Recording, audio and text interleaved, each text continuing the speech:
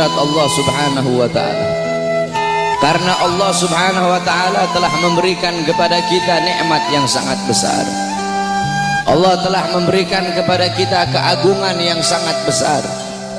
Allah telah memberikan kepada kita rahmat yang sangat besar. Apa nikmat Allah yang sangat besar? Apa karunia Allah yang sangat besar? Apa rahmat Allah yang sangat besar? Nikmat, karunia, rahmat, anugerah Allah yang sangat besar bukan iman, bukan Islam, bukan takwa, tetapi baginda Nabi besar Muhammad. Karena berkat Nabi Muhammad saya dan kalian mengenal iman, mengenal Islam, mengenal takwa, mengenal salat, mengenal syariat. Sebagaimana yang Allah katakan dalam Al-Quran, Qul bifadlillah wa birahmatih fabidzalika falyafrahu. Katakanlah, dengan karunia Allah dan dengan rahmat Allah, maka dengan karunia dan rahmat tersebut falyafrahu, bergembiralah kalian. Dalam kitab tafsir Ma'alimut Tanzil Al-Imam Baghawi, dan dalam kitab tafsir Jami'ul Bayan Al-Imam Ibnu Jarir At-Tabari, begitu juga dalam kitab tafsir Al-Imam Ibnu Katsir, dijelaskan bahwasanya fadlullah dalam ayat tersebut adalah Al-Quran. Sedangkan Sayyidina Abbas menafsirkan fadlullah dalam ayat tersebut adalah ilmu. Maka dengan adanya karunia Allah yaitu Al-Quran dan ilmu, dan dengan adanya rahmat Allah, siapa rahmat Allah? Baginda Nabi besar Muhammad. Maka dengan adanya karunia dan rahmat tersebut falyafrahu, bergembiralah kalian semua, senanglah kalian semua dengan adanya anugerah dan rahmat Allah. Duduknya kita di sini sebagai bukti kegembiraan kita dengan adanya baginda Nabi besar Muhammad sallallahu alaihi wasallam. Beliau nikmat yang begitu besar, beliau rahmat Allah yang sangat besar untuk kita semua, dan Allah jadikan kita sebagai umatnya beliau. Allah jadikan kita sebagai umatnya Nabi Muhammad, umat yang terbaik, umat yang paling mulia, umat yang paling agung, umat yang kelak di yaumil kiamah akan menjadi pemimpin daripada seluruh seluruh umat dari zaman Nabi Adam hingga akhir zaman. Umat yang dimana akan berdiri di posisi paling depan membawa benderanya baginda Nabi besar Muhammad. Umat yang sangat dibangga-banggakan oleh Nabi Muhammad. Umat yang dimana para nabi-nabi dan rasul terdahulu mereka iri kepada kita sebagai umat Nabi Muhammad. Dalam kitab Nashihul Ibad Al-Imam Ibnu Hajar Al-Asqalani dijelaskan bahwasanya Nabi Allah Adam alaihi salam, beliau berkata, aku iri kepada umat Muhammad. Aku iri kepada umat Muhammad. Kenapa? Karena Allah memberikan kepada mereka 4 macam kemuliaan yang tidak pernah Allah berikan kepadaku, tapi Allah berikan kepada mereka. Apa 4 macam kemuliaan yang Allah berikan untuk kita tapi tidak Allah berikan kepada Nabi Adam? Yang pertama, kata Nabi Allah Adam alaihissalam, Allah menerima taubatku ketika aku ada di kota Mekah saja, tidak di kota-kota yang lain. Tetapi bagi umat Nabi Muhammad, dimanapun mereka bertaubat, Allah terima taubatnya. Ketahui saudara-saudara, Nabi Allah Adam ketika Allah keluarkan dari sorga, itu Allah turunkan di India, di bawah kaki gunung Himalaya. Siti Hawa Allah turunkan di Jeddah, Iblis Allah turunkan di Basrah. Selama 450 tahun Nabi Adam bertaubat, taubat beliau belum diterima oleh Allah subhanahu wa ta'ala. Ketika beliau berada di kota Mekah, baru taubat beliau diterima. Itu pun karena beliau membawa namanya baginda Nabi besar Muhammad. Beliau berdoa, ya Rabbi haqqi Muhammad, ya Allah, demi hak Muhammad, demi kehormatan Muhammad, kemuliaan Muhammad, keagungan Muhammad, terima taubatku ya Allah. Wa qala Allah ya Adam, kaifa arafta Muhammad wa lam ahlagahu? Wahai Adam, dari mana kau mengetahui wujud Muhammad sedangkan aku belum ciptakan wujudnya Muhammad? Qala Adam, ya Rabb, innaka lama khalaq al-arsh maktub la ilaha illallah Muhammadur Rasulullah. Ya Allah, ketika kau tiupkan roh, aku angkat kepalaku ke atas dan aku lihat di tiang-tiang arsy, di tiang-tiang sorga tertulis la ilaha illallah Muhammadur Rasulullah. Dari situ aku tahu bahwasanya Muhammad bukan manusia biasa, sebab tidak mungkin engkau akan meletakkan nama makhluk di samping namamu, kecuali pasti makhluk itu makhluk yang paling kau cintai ya Allah. Makanya aku bawa nama Muhammad dalam pertaubatanku kepadamu dengan harapan agar engkau menerima taubatku. Apa kata Allah? Sadaqta ya Adam. Betul apa yang kau katakan itu wahai Adam. Kalau engkau bermohon kepadaku dengan membawa nama Muhammad, ketahuilah telah aku ampuni dosamu wahai Adam. Walaula Muhammad ma khalaqtuka ya Adam. Dan kalau bukan karena Muhammad, tidak akan aku ciptakan engkau wahai Adam. Allah menerima taubat Nabi Adam ketika beliau berada di kota Mekah. Apa kata Nabi Adam? Sedangkan bagi umat Muhammad dimanapun mereka berada, saya dan kalian kalau mau bertobat dari dosa tidak harus kita ke Mekah, saudara-saudara. Kita bertobat dimanapun tempatnya.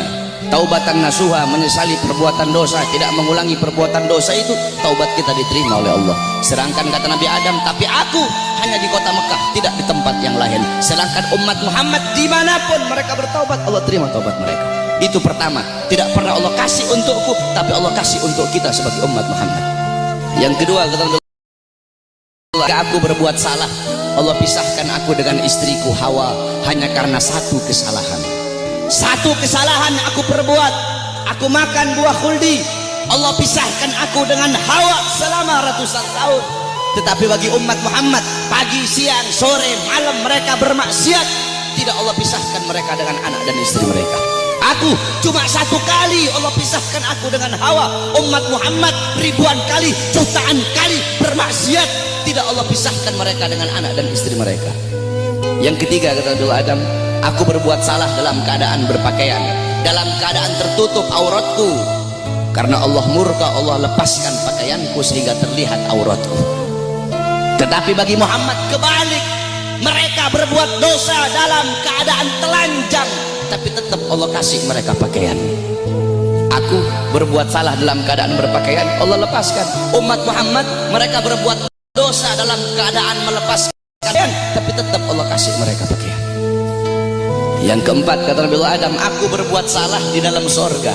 Di dalam sorga aku berbuat salah, Allah murka, Allah keluarkan ke dunia. Umat Muhammad kebalik, mereka berbuat dosa di dunia, tapi kalau bertaubat, taubatnya diterima, mereka meninggal husnul khatimah, Allah masukkan mereka ke sorga. Kebalik, kata Nabi Adam, aku berbuat salah di sorga, Allah keluarkan ke dunia. Umat Muhammad berbuat dosa di dunia, Allah masukkan mereka ke sorga. Aku iri kepada umat Muhammad, sungguh aku ingin menjadi umat Muhammad, kata Nabi Allah Adam alaihissalam. Lihat bagaimana kemuliaan umatnya Nabi Muhammad. Nabi Musa alaihissalam ketika beliau naik ke Tur Sina, naik ke Bukit Sina, beliau berdoa, ya Allah, aku ingin melihat cahayamu, aku ingin melihat zatmu, aku ingin melihat wajahmu ya Allah. Hai Musa, kau tidak akan sanggup, kau tidak akan kuat untuk melihat cahayaku wahai Musa.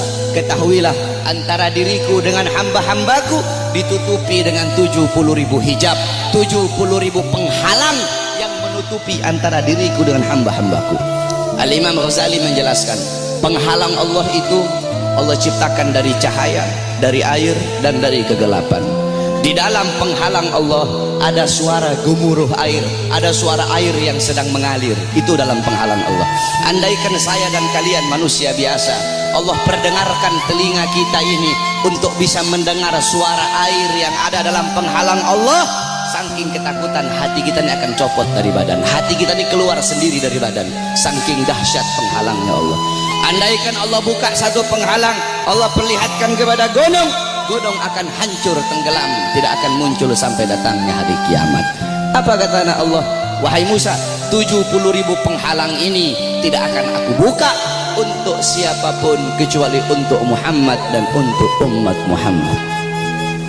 Apa kata Nabi Allah Musa alaihissalam? Ya Allah, kalau begitu jadikanlah aku bagian daripada umat Muhammad. Nabi Musa ingin menjadi umat Nabi Muhammad. Bahkan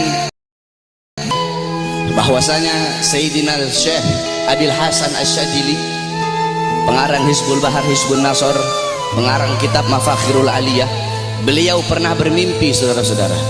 Ketika beliau bermimpi, dalam mimpinya beliau melihat ada Nabi Muhammad dan ada Nabi Musa sedang ngobrol.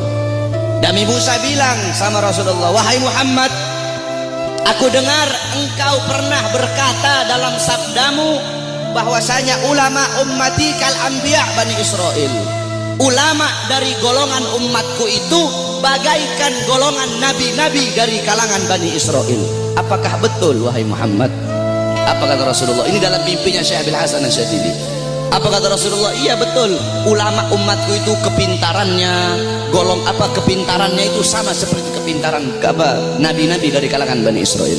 Kata Nabi Musa, coba seperti apa sih ulama umatmu itu? Aku pengen lihat coba.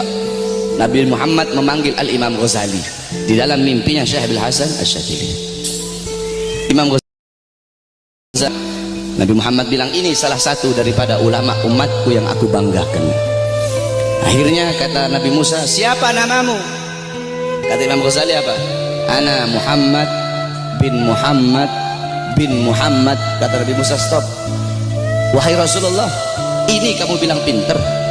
Saya nanya siapa namanya? Dia jawab Muhammad bin Muhammad bin Muhammad. Kalau dia pinter cukup dia jawab Muhammad. Stop, sudah. Nggak usah dia bilang Muhammad bin Muhammad. Saya nggak nanya nama bapaknya, saya nggak nanya nama kakeknya. Kalau dia pinter cukup dia jawab Muhammad. Udah, stop. Atau Muhammad Al-Ghazali dalam kitab Tabaqat Syafi'iyah, Al-Imam Ghazali. Ghazali itu adalah nisbat nama tempat kelahiran beliau. Tetapi ada juga ulama yang mengatakan Ghazali itu nisbat kepada pekerjaan keluarga beliau, yaitu tukang tenun, tukang sol. Nah, kata Nabi Musa, kalau kamu pinter cukup kamu jawab Muhammad, nggak usah kamu bilang Muhammad bin Muhammad bin Muhammad, kepanjangan. Apa kata Nabi Musa? Apa kata Imam Ghazali? Ya Rasulullah, izinkan aku untuk menjawab ya Rasulullah. Diizinkan oleh Rasul, dijawab oleh Imam Ghazali, wahai Musa kalimullah. Dulu Allah pernah nanya, wahai Musa, apa yang ada di tanganmu? Engkau bilang, ya Allah, ini tongkat. Tongkat ini untuk menyandar, untuk bersandar. Tongkat ini untuk memukul. Harusnya kalau kau pinter cukup kau jawab, ini tongkat. Nggak usah kau jawab tongkat ini untuk ini, untuk ini, untuk ini. Karena Allah nanya apa yang ada di tanganmu. Allah tidak tanya untuk apa itu. Apa kata Nabi Musa? Karena aku ingin bercakap-cakap lama dengan Allah.